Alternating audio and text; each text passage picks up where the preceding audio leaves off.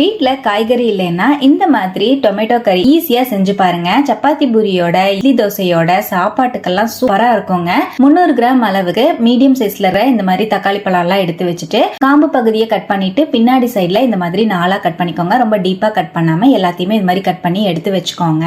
பேன்ல 1 table spoon வேர்க்கடலை, 1 table spoon கொத்தமல்லி விதை, 1 டீஸ்பூன் ஜீரகம், 1 டீஸ்பூன் குருமிளகு, பட்டை, கிராம்பு, ஏலக்காய், கல்பாசி, 1 டீஸ்பூன் பொட்டுக்கல்ல சேர்த்து நல்லா ட்ரையா ரோஸ்ட் பண்ணி ஜாருக்கு மாத்திட்டு அதே கடாயில 2 டேபிள் ஸ்பூன் கட் பண்ண தேங்காவையும் சேர்த்து நல்லா ட்ரையாவே ரோஸ்ட் பண்ணிட்டு அதையும் மிக்ஸி ஜாருக்கு மாத்தி நைஸா அரைச்சு எடுத்து வச்சுக்கோங்க. பேன்ல ஒரு 3 டீஸ்பூன் அளவுக்கு ஆயில் சேர்த்து 1 டீஸ்பூன் கடுகு, 1 டீஸ்பூன் ஜீரகம் சேர்த்து பொடியா நறுக்கின வெங்காயம், 1 கொத்து கருவேப்பிலை சேர்த்து டிரான்ஸ்பரண்ட் ஆகுற அளவுக்கு வதக்கி 1 டீஸ்பூன் இஞ்சி பூண்டு பேஸ்ட் சேர்த்து பச்சை வாசம் போற மாதிரி நல்லா வதக்கி விட்டுட்டு 2 டீஸ்பூன் மிளகா பொடி, 1 டீஸ்பூன் கரம் மசால் பொடி, 1/2 டீஸ்பூன் மஞ்சள் பொடி அரைச்சு வச்சிருக்கிற பேஸ்டையும் சேர்த்து நல்லா 1 நிமிஷம் நல்லா கலந்து விட்டுட்டு இந்த மாதிரி சுருள கலந்ததுக்கு அப்புறமா நம்ம கட் பண்ணி வச்சிருக்கிற தக்காளி எல்லாத்தையும் முழுசாவே சேர்த்து நல்லா மீடியம் ஃபிளேம்லயே ஒரு 2ல இருந்து 3 நிமிஷம் நல்லா கலந்து விடுங்க.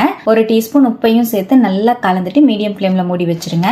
நல்லா கலந்து விட்டுட்டு மிக்ஸி ஜார் அலசி 2 கப் அளவு தண்ணி சேர்த்து 2 பச்சை மிளகாவையும் சேர்த்து நல்லா கலந்துட்டு மீடியம் ஃபிளேம்ல 10ல இருந்து 15 நிமிஷம் விட்டுருங்க. கையில ஓபன் பண்ணி கலந்து விட்டுக்கோங்க. நல்லா இந்த மாதிரி ஆயில் எல்லாம் செப்பரேட் ஆகி வந்ததுக்கு அப்புறம் தக்காளியும் நல்லா சாஃப்ட் ஆகி குக் ஆனதுக்கு அப்புறமா ஸ்டவ் அணைச்சிட்டு நறுக்கின மல்லித்தலை சேர்த்து நல்லா கலந்துட்டு சுட சுட சாதம், சப்பாத்தி, பூரி, இட்லி, தோசையோட எல்லாம் வச்சு சாப்பிடுங்க.